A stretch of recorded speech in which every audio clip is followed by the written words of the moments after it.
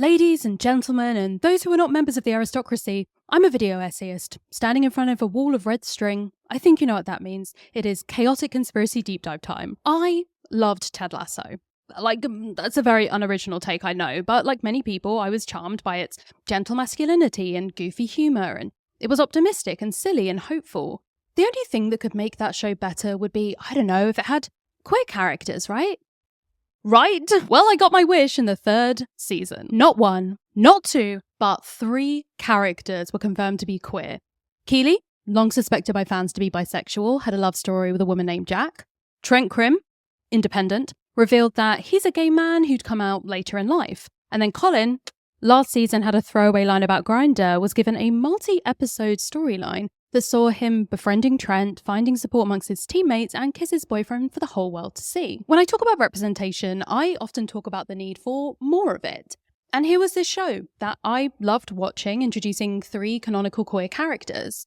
And all I could think while watching was, what is that? What is happening? Why am I disappointed? I talk all the time about representation on my channel, and I'm normally, I'd like to think, pretty nuanced, right? I cover all sides of these discussions. I did a video about how non-binary characters are so often aliens in films, for God's sake. I've deep diven into countless tropes and stereotypes and classics, both here and on my Queer Movie podcast. So why was this frustration with the silly, wholesome football show confounding me so? Why can I not figure out why this representation, which isn't hitting any obvious bad stereotypes, it's not killing any of its gays, it's not fetishizing queer intimacy, it's giving queer characters airtime, was still so disappointing? Why was it reminding me, like a fly buzzing in the back of my head, of something I'd seen before? Okay, so shows without queer characters historically outnumber those with them.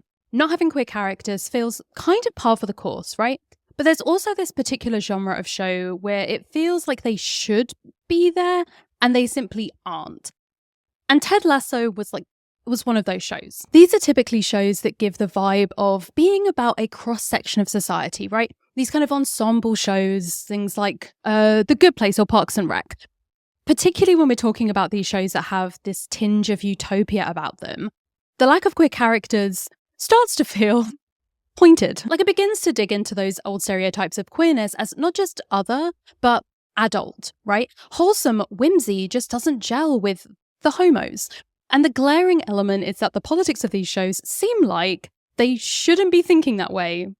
And yet, very much the vibe for Ted Lasso during its first 2 seasons, right? Like, a lot of fans and critics alike wondered when, or even if, we would be seeing some queer representation on the show. Like, football homophobia, the outing or coming out of queer players it's kind of a big deal in the real life of football, right? Of sports in general. The erasure of queerness within the show to give this kind of glossy finish to the beautiful game felt a little disingenuous to many. Like, Richmond on the show can be this wonderful place where the local fans come to love the underdog American coach, and a woman can own a football club, and toxic masculinity is broken down every episode in the locker room. But that's not a place where you can be gay. So when season 3 began, to rectify this, it was exciting. We were excited. In a show about toxic masculinity and fathers and sons and mental health, a queer footballer on the team was an obvious choice with great potential. Right? Okay, let's talk about how it actually went. I just want to take a second to thank the sponsor of this video, Surfshark VPN. A chunk of my job is literally watching and analysing queer TV shows and movies, but I'm sure we're all aware of how many of these shows are being cancelled before they can be released in all countries, or taken offline in some places prematurely, or it's decided to only make queer, indie, and international titles available in very specific countries. Or, I don't know, hypothetically, you could be working on something that involved deep diving into the British classic Queer as Folk, and then you tried to work on it when you aren't in the UK, and you find out that it isn't available to watch where you are.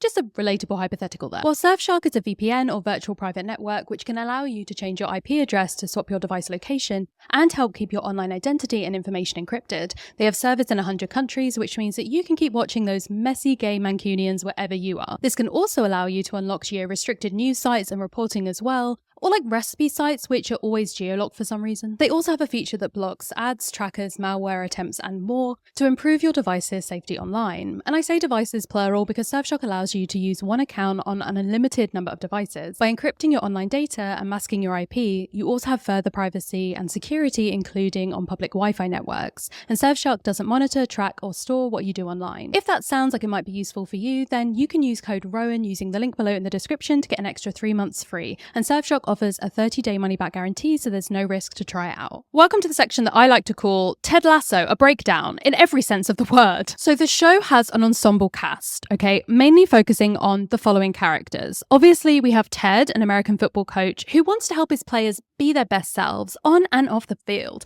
He's just a sweet little shortbread baking man. And then we have Rebecca, who is obviously extremely hot, but is also the owner of AFC Richmond, who hired Ted as part of her nefarious plans to destroy Richmond from the inside, thinking that he would be so useless that it would tank the team because she wants to get revenge on her ex-husband and former owner of the club, Rupert, aka Uther from Merlin, Giles from Buffy. We also have Jamie Tartt. He is Richmond's star player. He has a massive ego. He's arrogant, he's petty, and has more daddy issues than Jesus does. Will he learn and grow?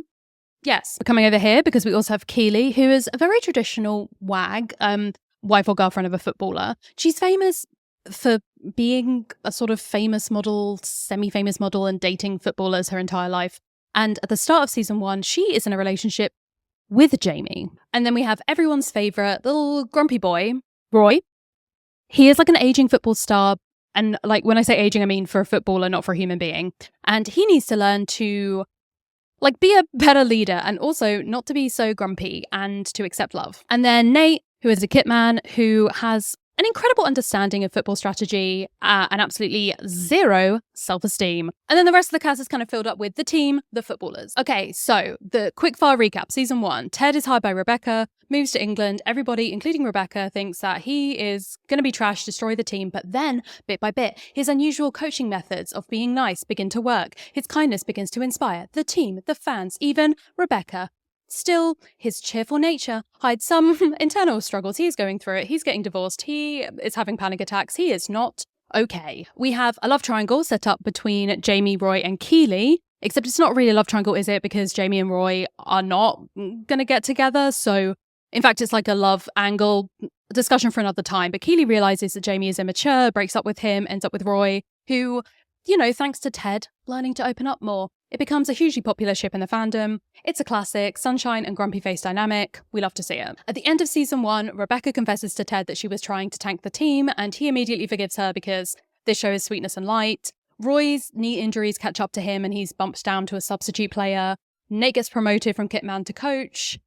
Rebecca hires Keely to do PR for Richmond. It's wholesome, it's great, we love it. In the final episode, they are relegated from a league to a league.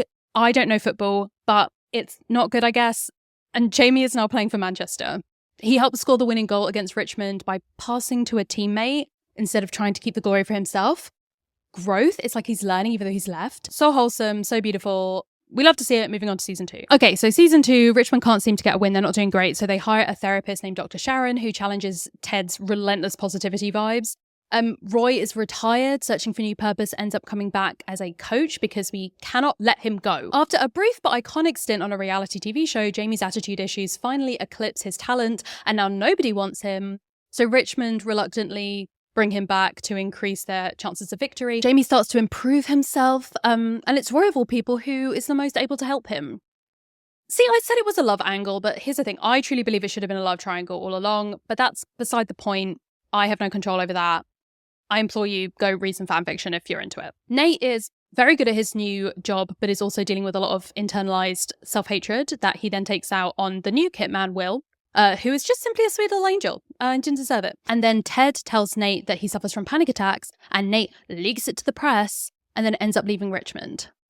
Like the snake he is. I mentioned it earlier, truly not a big part of the plot at all, but feels worth mentioning for the context of this video. Colin, a player at this point, he is just known for his friendship with this other player, Isaac, and being one of the background guys, makes this throwaway comment about the spelling of Grinder that immediately made some fans suspect he was gay, and then others say, you're reading too much into this is a joke, and then it's not mentioned again.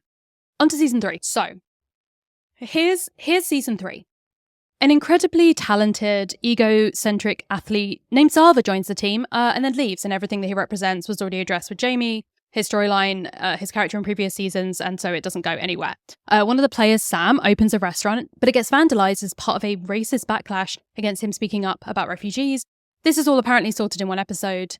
We love to solve racism. It doesn't really go anywhere. Nate is now head coach at West Ham, very successful. He gets a girlfriend. The love of a good woman gives him the confidence to quit his job. He eventually returns to Richmond as a kit man. Trent Crimm is writing a book about Richmond. Fuck. Okay, I did realize I didn't mention Trent yet. So he is there. Basically, he's a journalist and he's gay. And he has great hair. He's in more scenes now, sort of just vibing. He's just hanging out because he's writing this book. Also, a lot of people ship him with Ted. Again, read the fan fiction at your leisure. Keely hires Shandy, an old friend, to work at her PR firm. Shandy is bad at her job. Keely fires her. The storyline, the character doesn't go anywhere. She's gone now. In the best storyline of the season, obviously, Roy starts giving Jamie extra coaching. They become reluctant best friends. This budding friendship is challenged by their respective feelings for Keely. Because, oh yeah, between seasons, Roy and Keely broke up. Sorry, forgot to say that. And then Keely starts dating. Hang on, I'm going to get to that in a second, but she just starts dating someone else and it only lasts like 3 or 4 episodes. Oh, and also someone leaks her private sexual videos. Keely's really going through it this season. Oh, also, Colin, meanwhile, is officially gay. We see him actively hiding his relationship with his boyfriend from his teammates. What is his boyfriend name, you ask? Simply don't worry about it. But I don't fucking know. The 3rd season concludes with Keely not officially dating Roy or Jamie, but both are interested in her, and I choose to believe that they become a throuple. Obviously, Richmond doesn't win the football thing, but they do pretty well. Ted returns to America to be with his son, and seemingly just never interacts with any of the people from Richmond again, including not attending the wedding of his best friend. Rebecca sells half of the club to the fans. Rupert, Rebecca's mean ex, is publicly disgraced. Nate is a kit man again. Roy is head coach of Richmond. If this summary is starting to feel like a bunch of random, unsatisfying, incoherent storylines with no particular order to them, then that's what I felt like while watching this season. Okay, so here's the thing.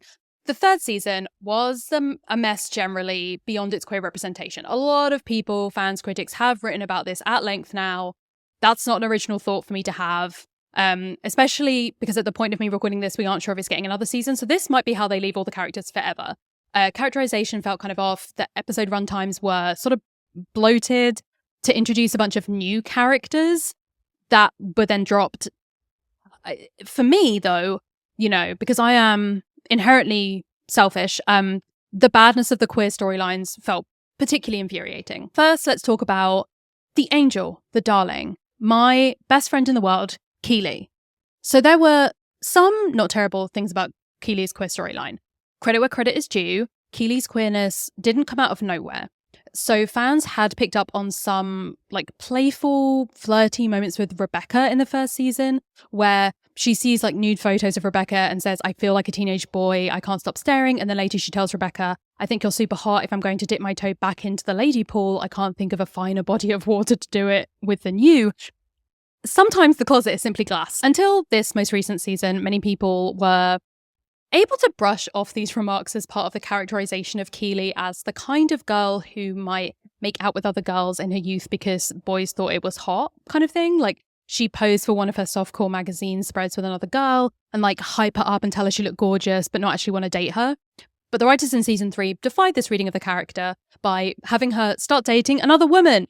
It's Jack, who unfortunately is also sort of her boss in that she funds Keely's PR firm. So she didn't really have a traditional coming out narrative. Nobody seemed surprised that she was dating a woman, which kind of just feels right for the character, I think. In addition to the heavy foreshadowing, her queerness, I'd say, could have been a development of a larger character arc for her. So she starts to show as this wag, primarily defined by her romantic relationship with Jamie and her career as a topless model.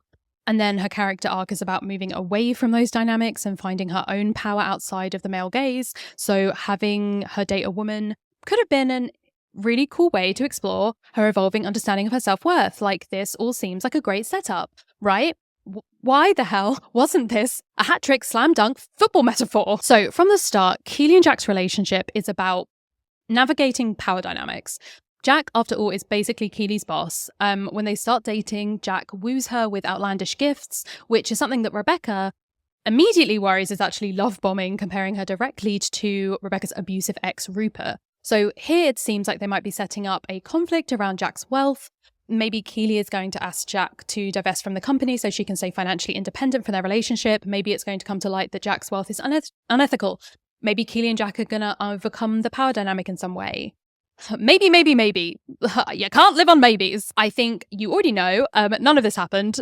I suppose the payoff for the power imbalance was Jack removing funding from Keely's company, but like, it's also the end of their relationship anyway, and it's not like this moment forces Keely to like independently find this funding and learning to stop being financially dependent on wealthy people around her, because she immediately gets the money back from Rebecca, the other very wealthy woman in her life. And then the final like damning conflict in their relationship comes honestly out of nowhere. It's this out of character outburst from Jack, who slut shames Keely for having a sex tape at all and for having it leaked. This moment's particularly infuriating when you realize that in an earlier scene, a locker full of straight men react to Keely's scandal with sadness and respect and a commitment to protect the privacy of women who have sent them nudes. We just had it's like a very special episode energy from the straight men, and then the opposing views and actions given to us are a lesbian Jack and a gay character Colin, who remains the one voice of dissent in the locker room.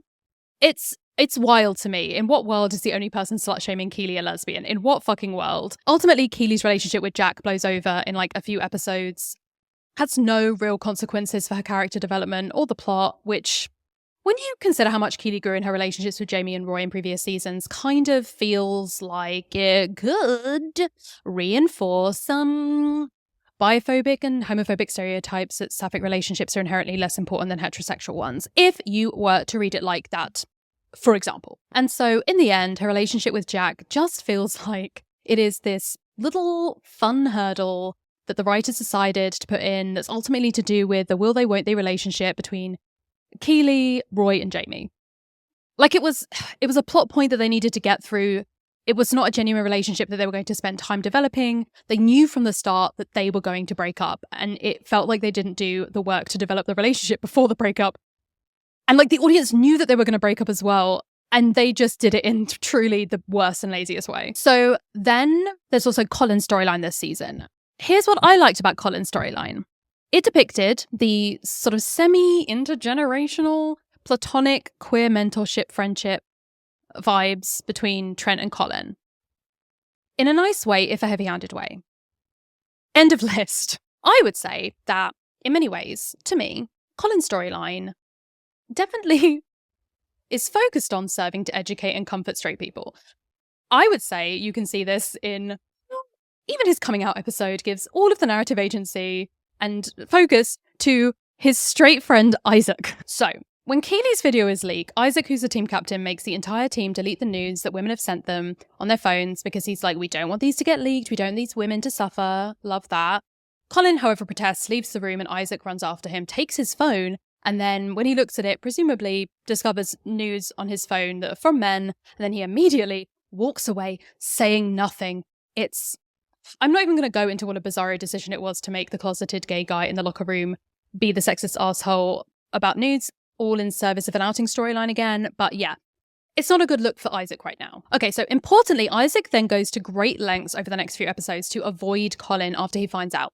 He makes sure their like hands don't touch during a team huddle, for example. But don't worry. It turns out Isaac's not homophobic. His feelings are just hurt because his friend has been lying to him this whole time. That's why he goes to great lengths to avoid physical contact with his best friend. No homophobia. Righteous indignation. Isaac blows up at a fan who yells a gay slur at the team, and his reaction makes the team suspect that Isaac is gay. So Colin ends up coming out to his teammates to protect Isaac from the accusation, I guess, of being gay. We don't even get to see the coming out, by the way, because the camera actually follows Isaac and Roy bonding in another room instead.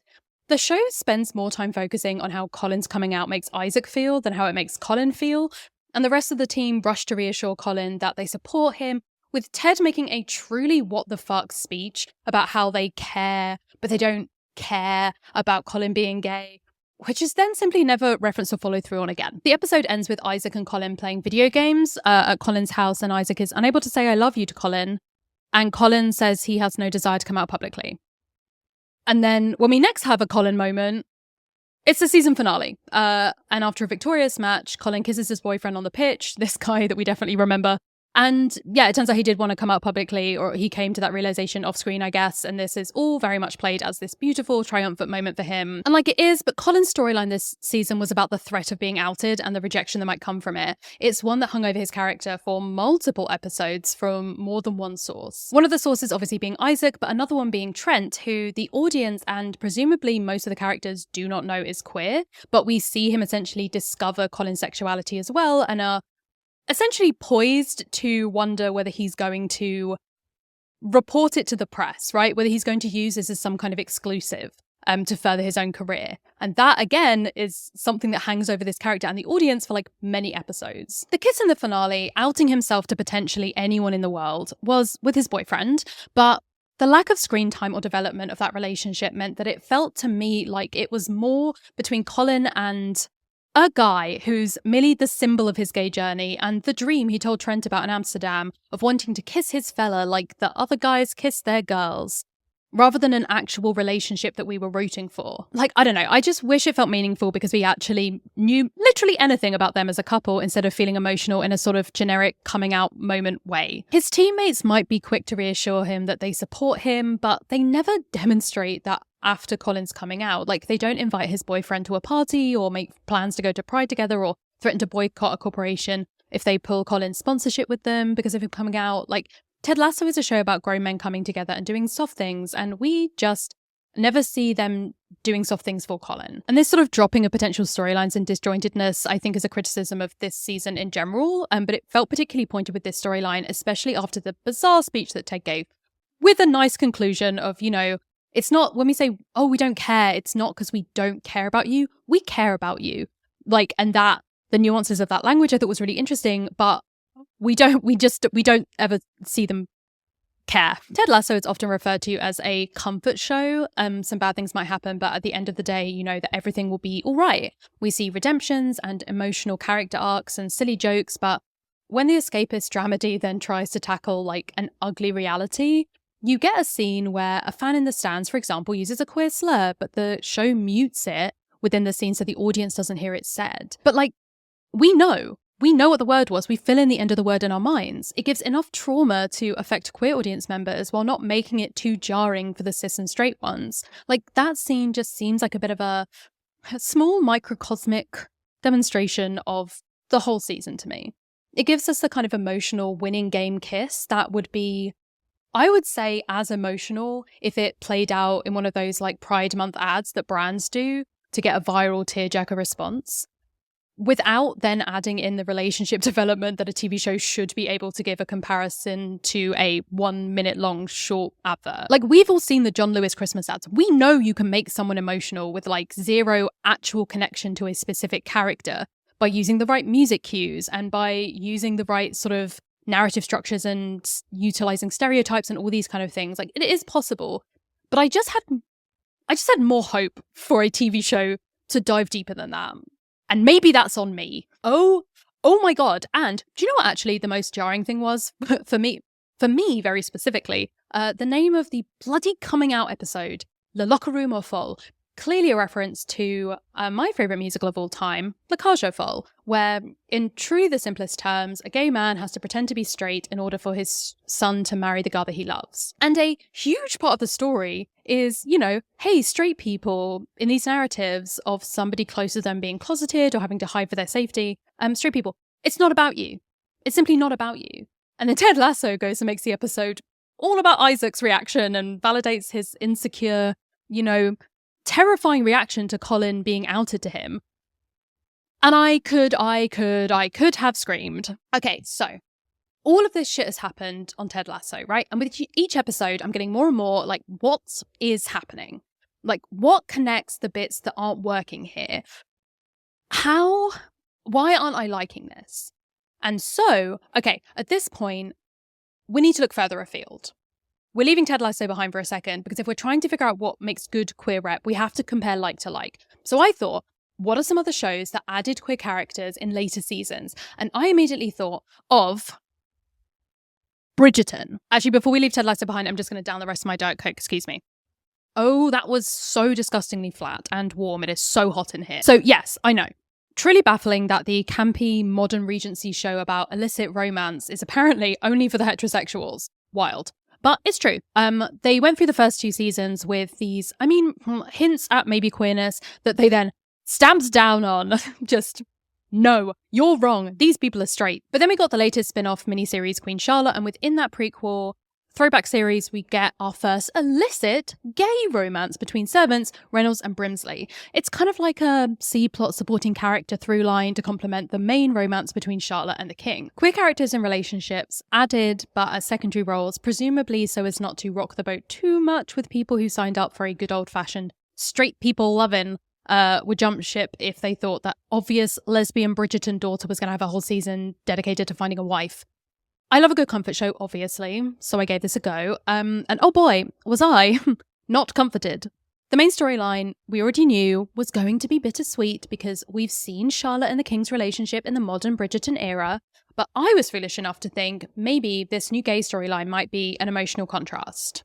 Nope. Okay, not only did we not see a happy ending for them, or even a bittersweet one, we didn't see an ending at all. There is just this tragic implication of something keeping the two men apart perpetually for their entire lives. But whether it's a breakup or death or social pressure or something else, we will potentially never know. And certainly don't in the context of the miniseries. So in a franchise that's all about romance, to give us this secretive queer couple in a clearly homophobic society and then fail to give them any kind of conclusion we expect from a satisfying romance genre arc, it's, I would say, frustrating. With these shows, you're sort of forced to compare the shoehorned in queer characters to the existing straight couples and their comparative depth and screen time because you're used to that, right? And when it isn't quite there, it feels pointed and particularly annoying. So, okay, another example is the last season of The Marvelous Mrs. Maisel, where Susie is finally confirmed to be queer, I know. We learned that she had a girlfriend in college that broke her heart and she's never been in love since. Let's be real.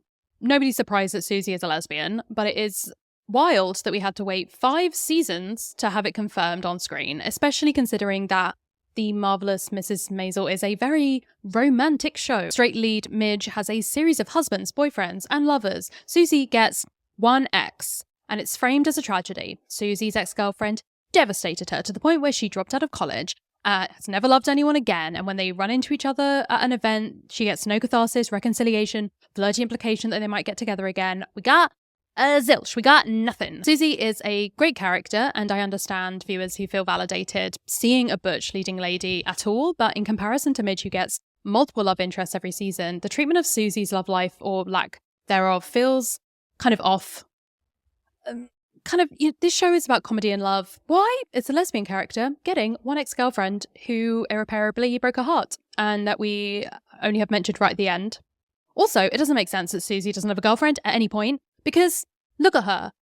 Look at her. You can't tell me she didn't pull. Okay, so these examples also didn't fare well in terms of being like paragons of representation for me. Okay, but it can't just be like, to achieve good queer rep, don't throw in a gay character in season 3, or wait to confirm them in the finale episode, right? That's not the secret to good queer representation. But maybe there is something in this idea of like when queer rep is treated differently. Like maybe there's something there, and this is just one example of that. So I started to think about other ways that queer representation historically has been treated differently, and the case started to crack wide open. Okay, so sometimes you get representation where queer characters feel thoughtlessly tacked on. So representation that feels shallow in a way and starts pinging alarm bells because the implications for that character specifically being queer are kind of messy. For example, this topless guy here, for some reason the only reasonably high quality photos of this character on Google Images were him topless. Love that for him. This is Jeremy in The Summer I Turned Pretty. In the books, he is straight. In the TV show, he's bisexual. Very cool to have a mainstream portrayal of male bisexuality. However, if you read later books, you know that his like whole deal is that he can't stop cheating. And the like immoral, slutty bisexual is a very real stereotype that's used to invalidate bi people in reality. At the time of this video, the second season hasn't come out yet, so maybe they're planning to change the cheating storylines, but considering it is like the central conflict, it feels unlikely.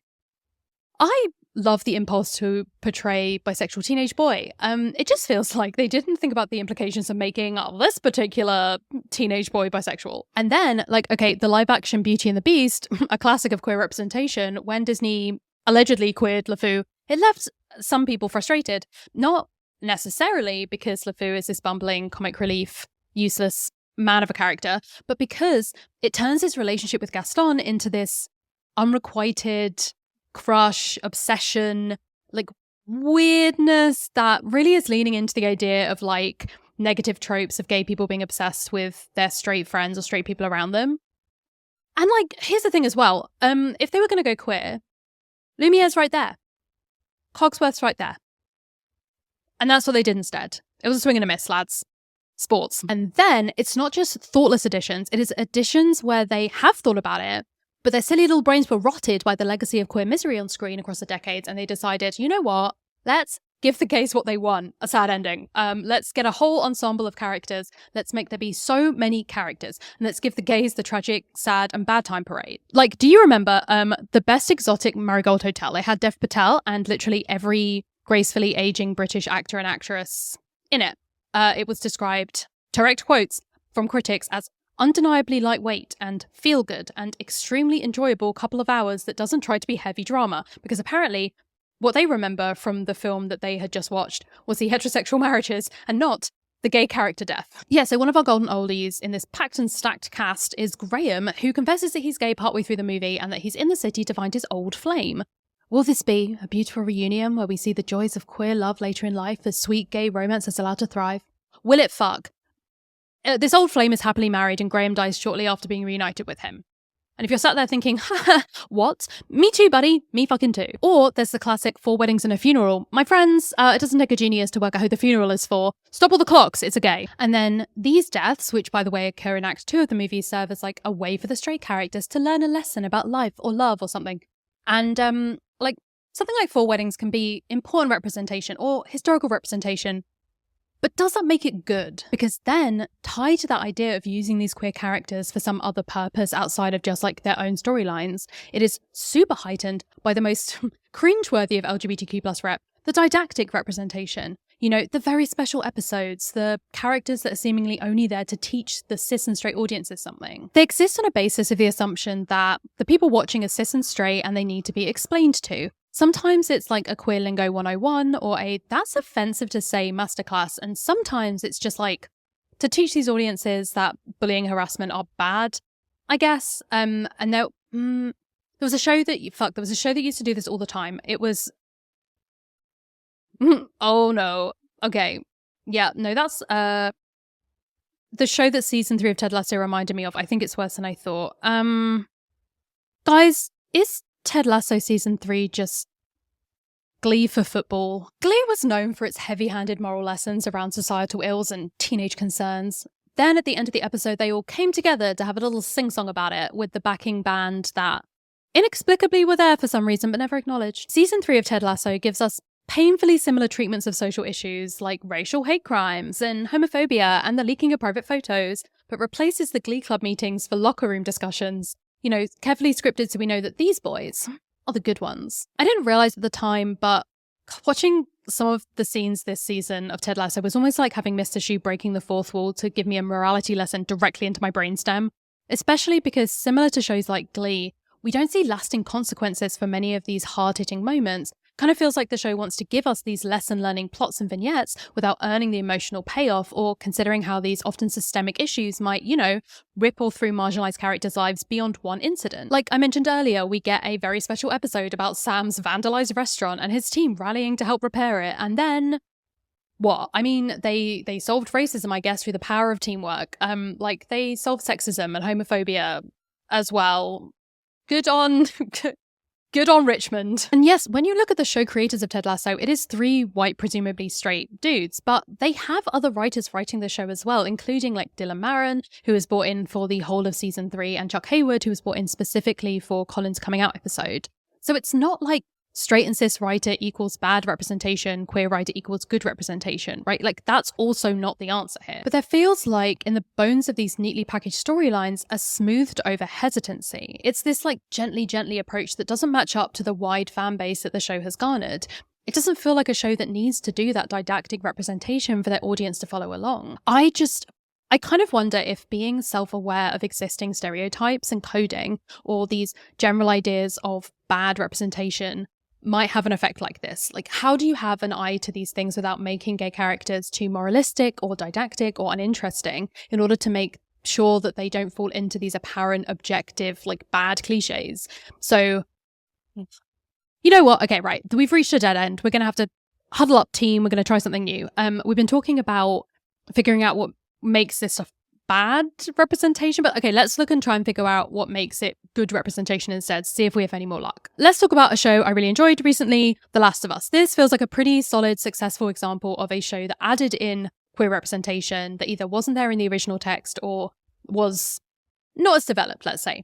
So season 1 gave us Frank and Bill, a couple who find themselves during the post-outbreak days of a zombie apocalypse. One single episode that they're in, we see their life together unfold, their romance blossom, from all the way from how they met to the eventual decision that they make at the end of the episode to end their lives on their own terms after spending 20 beautiful years together. In the original source material of the video game, in 2013, Bill and Frank's relationship is sort of fleetingly explored, and the nature of the relationship is only defined in passing by Bill, and in general, a lot of people still were able to deny the idea that they might have a romantic relationship, whereas in the TV show, simply not possible, because they really give us a deep dive into that relationship and very much confirm they're queer as hell. Bill and Frank's characterization engages with the central themes of the series, right? So these themes of isolation, of human connection, of survival. At the beginning of the episode, Bill is introduced as someone who is self-reliant and a lone wolf prepper who is now living this idyllic life, at least from his point of view, in this abandoned town, alone, after the outbreak causes the rest of the town to evacuate. He seems happy to be alone, away from everyone, away from the authority of the government, until Frank comes across his path, looking for somewhere safe to lay low, and after Bill begrudgingly takes him into his home, the two strike up an immediate connection, and their relationship, as we see it unfold, is full of conflict and arguments, but also shared intimacy and love. Bill's queerness is used to explore his vulnerability as a part of it, and over the course of his arc, we see his character develop into someone who thinks not only of the protection of self, but also the protection of others. They are flawed and layered and complex characters with their queer identities used to enhance the themes and narrative of the story. On the surface, you could just look at their deaths at the end of the episode and say, that's the bury your gays trope, that's bad. But it's more nuanced than that, right? Like, we can't just get a checklist of bad tropes and cross off any representation that uses them in any way. And there have been other adaptations that deal directly with things like gender and sexuality that seem primed for queerness, and indeed choose to add explorations of these themes not already in the source material. These additions complicate and strengthen the original ideas. In The Power, for example, originally a novel by Naomi Alderman, girls and women around the world spontaneously gain the power to generate electricity from their hands. The book and the recent TV show give us an ensemble cast from around the world as they deal with the political and personal fallout of this. In the original book, however, there were no trans characters. And so Alderman talked about the decision to add a trans role to the adaptation. So in the book, as readers have pointed out to me, fans have pointed out over the past few years, I have an intersex character, but I don't have any trans characters. And I started writing the book in 2011. And I just didn't think of it. And subsequently, I've had many wonderful conversations as fans of the book were just like, come on. So I'm extremely delighted that we have the wonderful actress Daniela Vega, who is a trans actress who's playing a trans character, Sister Maria, in the show. So the idea of a sex-specific trait working alongside speculative elements gives a huge potential for explorations of gender identity, experiences, and binaries. The Power itself is linked to estrogen production, it turns out, and so the show makes it clear that although the overarching political narrative within the world is that this is a thing that affects girls and women, there will be people outside of those identities that will be affected too. In the case of an intersex character we see on screen, but also we have to assume that cis and trans boys and men who have enough estrogen in their bodies will be affected as well. It almost feels similar to reproductive rights conversations in a way, right? So two things can be true at once. Prohibitive laws that primarily affect those with uteruses are often ideological attacks against women and girls, but also they won't just affect women and girls. The show lets us both understand that this power has a major effect on gender relations, is directly connected to the social subjugation of women, but it's not a clear, crisp binary line in the sand either. Okay, and then you also have something like Y: The Last Man, where every mammal with a Y chromosome dies in a cataclysmic, unexplained event, except for this one dude Yorick and this monkey for some reason. Simply don't question it. This was based on a comic which only seems to mention transness in passing or in these specific situations where, like, a cis woman chooses to become a man or is forced to. Which, many people have commented on the comic to say, yikes, then the TV show adaptation was like, no, we won't be having that. And so introduces a central trans character, Sam, played by light of my life, incredible talent Elliot Fletcher. Because despite the name of the comic and the show, Yorick is not the last man, because some men, don't have Y chromosomes. Like, many survivors in the context of the show just assume that Yorick is a trans guy. And there's this scene with a doctor who in no uncertain terms lays out the fact that men, women, and non-binary people died that day. And men, women, and non-binary people survived too, including people who were not even aware that they had Y chromosomes at all. But the show doesn't confine Sam to his transness. He's an artist. He's a fiercely protective friend. And although there are mentions of things like the difficulties in accessing tea during an apocalypse, this is balanced with his other concerns and storylines. Okay, but I do acknowledge that if we're trying to use these to figure out what is good representation, what is bad representation, these shows are already looking at gender and sexuality, right? In their very premise. So maybe they're just primed to do it, right? It's an easy win. So we got to figure out an example of how this can end up going wrong. Okay, so it's time to talk about Orange is the New Black. So this show about a woman's prison based on the experiences of a well-off white woman in the system ended up having a ton of promise, right? She was like this undercover stealth mission to actually explore topics of like racial, economic, and gender injustice, amongst many other things. Initially, it was met with a lot of excitement and praise, right? People were looking at it and going, okay, we're going to go against the propaganda standards and kind of use this as a gateway to explore diverse stories of incarcerated women. Okay, that sounds great.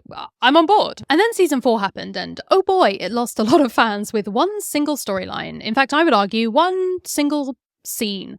The show had never shied away from difficult narratives, but at this pivotal point in the show, they brutally killed off one of the black queer leads, Poussey, in an explicitly on-screen death that was clearly meant to resemble Eric Garner's death. Many people watching the show took a step back from this storyline and was like, who is this for? Like, was this purely for shock value? Was this meant to be educational? And if so, to who? Who needs to be educated about this in this way? Because it's not the black queer people watching. So just having the topic of gender and sexuality be central to the plot of a show doesn't necessarily give you a guaranteed shot at a universally agreed upon good example of representation tick mark. And apparently this can even change within seasons of one show, because you can also have shows where the representation is super celebrated, but the topics that the show are based around are not to do with sexuality or gender exploration. Like, okay, Buffy. Okay, it feels like a pretty quintessential show that was airing at a time with limited representation that took a leap in a later season by making an existing character canonically queer.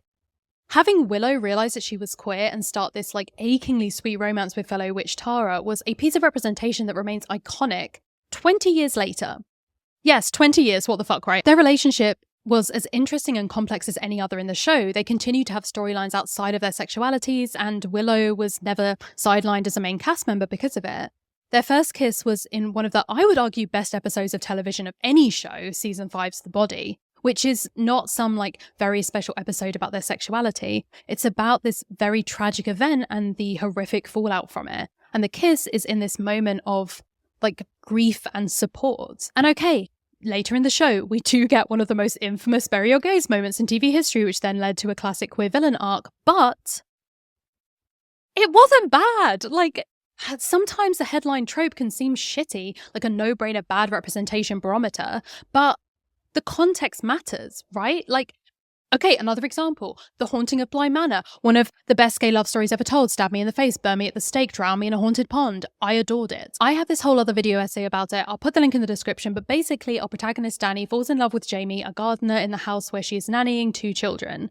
And then they live together for like 10 years and get married, and then a very haunting, no pun intended, spoiler happens. The miniseries is based on a novella called The Turn of the Screw, which doesn't feature, a queer storyline between a governess and a gardener or anything like that. However, Danny and Jamie's relationship feels like a natural extension of the story's existing ideas of like love and care and possession and regret.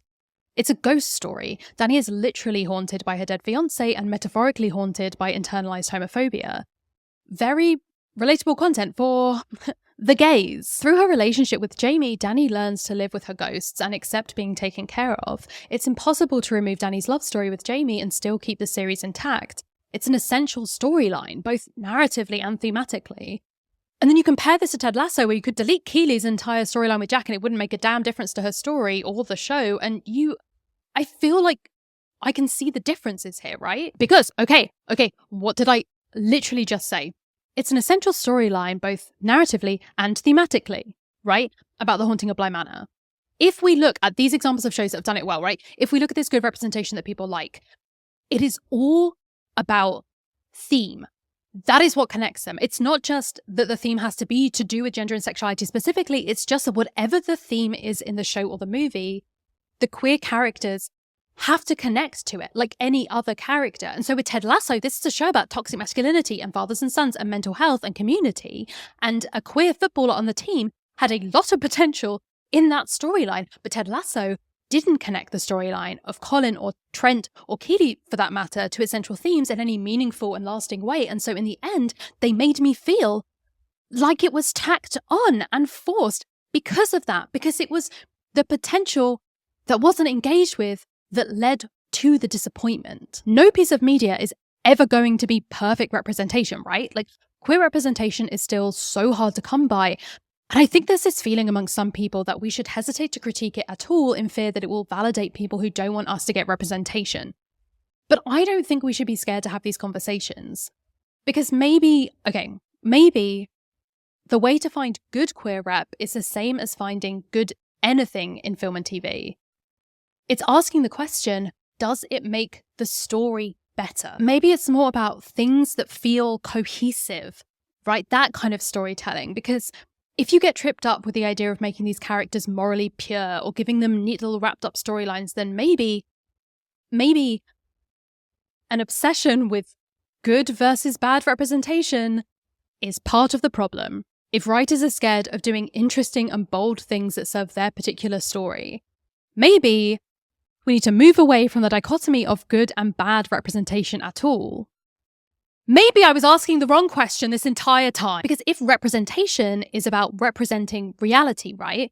Both the authenticity of like individual experiences, but also a cross-section of society. If we're saying, well, gay people exist, why aren't they in these shows the same as anyone else? That we can go outside and pick just a cross-section of people off the street and then compare them to characters and like, is this as diverse as what we're actually seeing outside?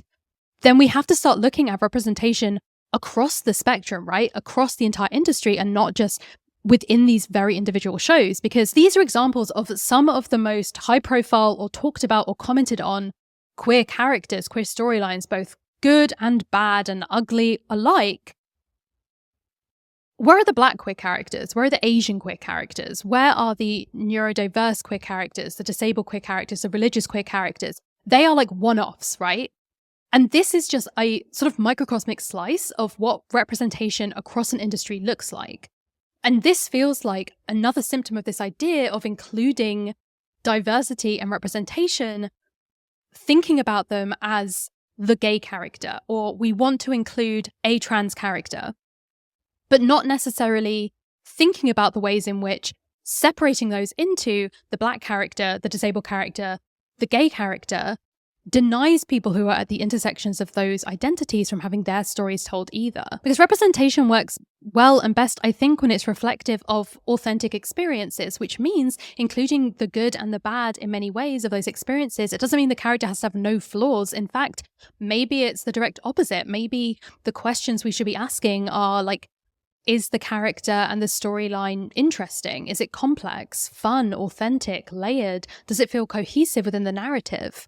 Because there is no one-size-fits-all model approach, nor should there be. Each of us has individual feelings and beliefs and unique experiences which deserve to be seen on screen in their complex nature.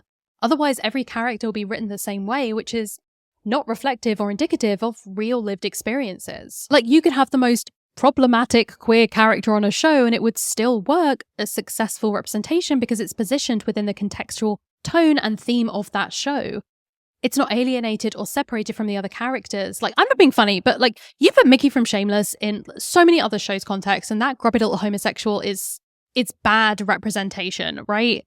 But in the context of Shameless, he simply works. If we combine an interest in good representation with a sense of purity or respectability politics, we end up with queer characters who have no layers, who are merely a disjointed mouthpiece making statements that don't flow with the storyline or world that they're in.